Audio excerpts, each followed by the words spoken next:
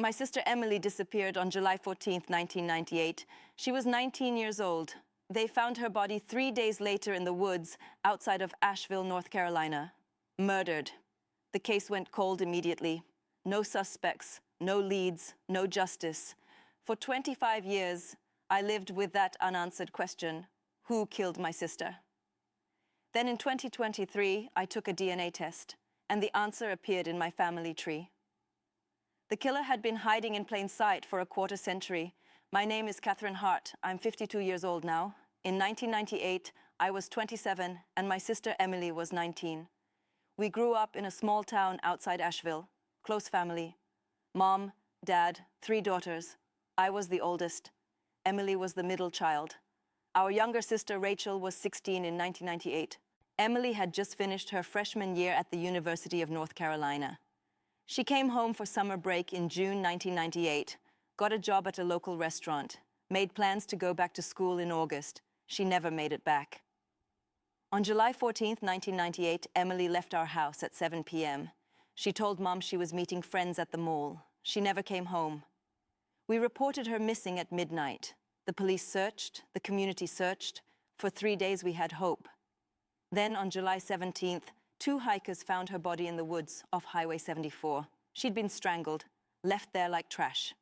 The police investigated, interviewed her friends, checked her boyfriend, looked at co-workers, found nothing. No DNA evidence, no witnesses, no physical evidence beyond her body. The case went cold within 6 months. My parents never recovered.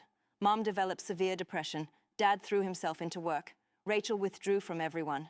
I became obsessed, spent years researching the case, contacting private investigators, joining online cold case forums, convinced myself I could solve it if I just looked hard enough. I couldn't.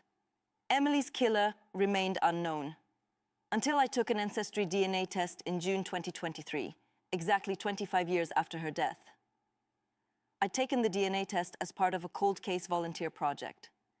A genetic genealogist named Dr. Margaret Chen was helping families of murder victims use DNA testing to potentially identify suspects through familial connections. Sometimes killers are connected to the victim's family, Dr. Chen explained. Friends of the family, extended relatives, people who had access and opportunity because of that connection. So I tested, and I uploaded my DNA to GEDmatch, where police can access it for investigations. 2 months later, Dr. Chen called me. "Catherine, I need you to sit down. I found something in Emily's case."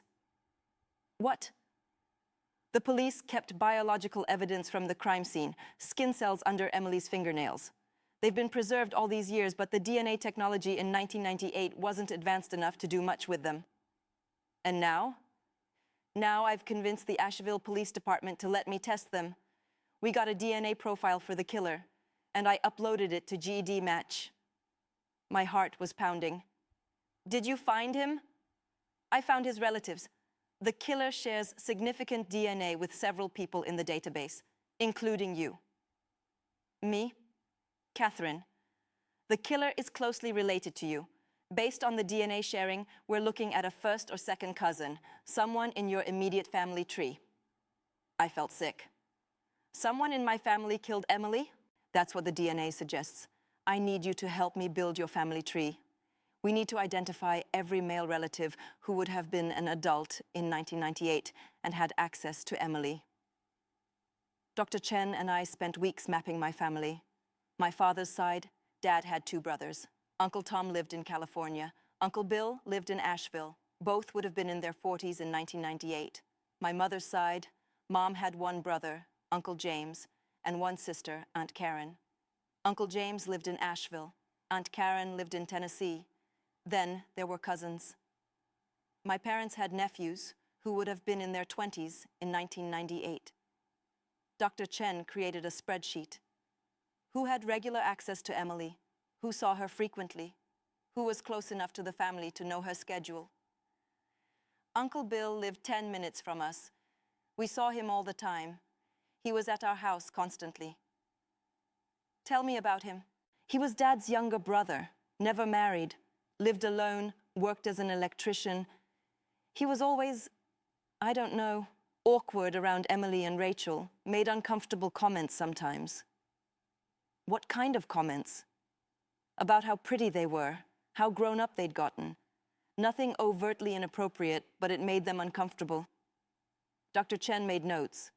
Anyone else? Cousin Derek, Uncle James's son. He was 24 in 1998.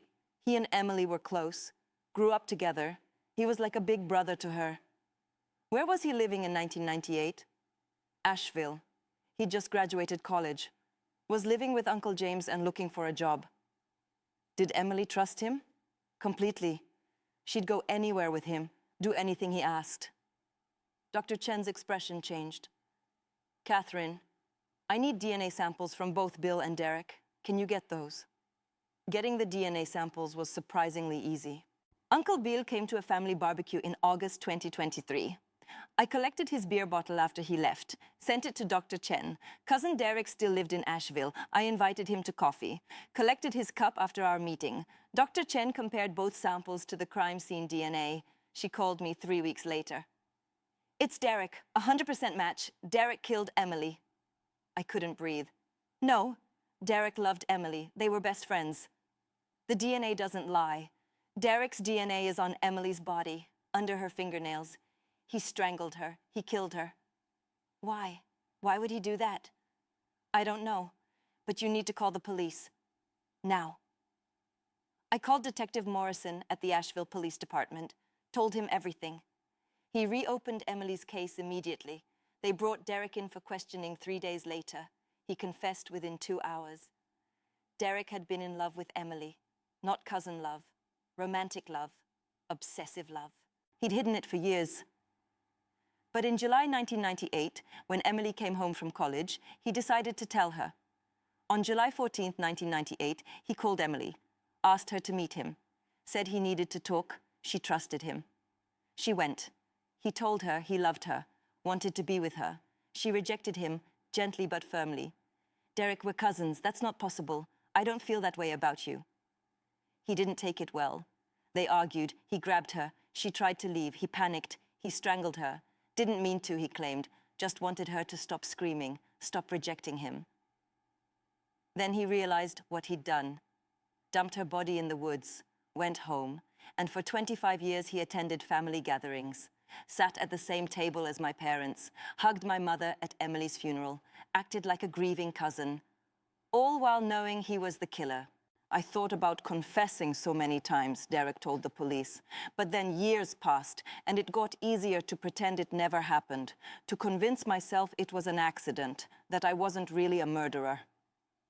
You are a murderer, Detective Morrison told him. You killed a 19-year-old girl because she didn't want to date you. Derek was charged with second-degree murder, pleaded guilty, was sentenced to 30 years in prison. He's 49 now. He'll be 79 when he gets out, if he lives that long. My parents finally have answers. It didn't bring Emily back. It didn't heal the 25 years of not knowing. But knowing is better than not knowing. Mom says she can breathe again.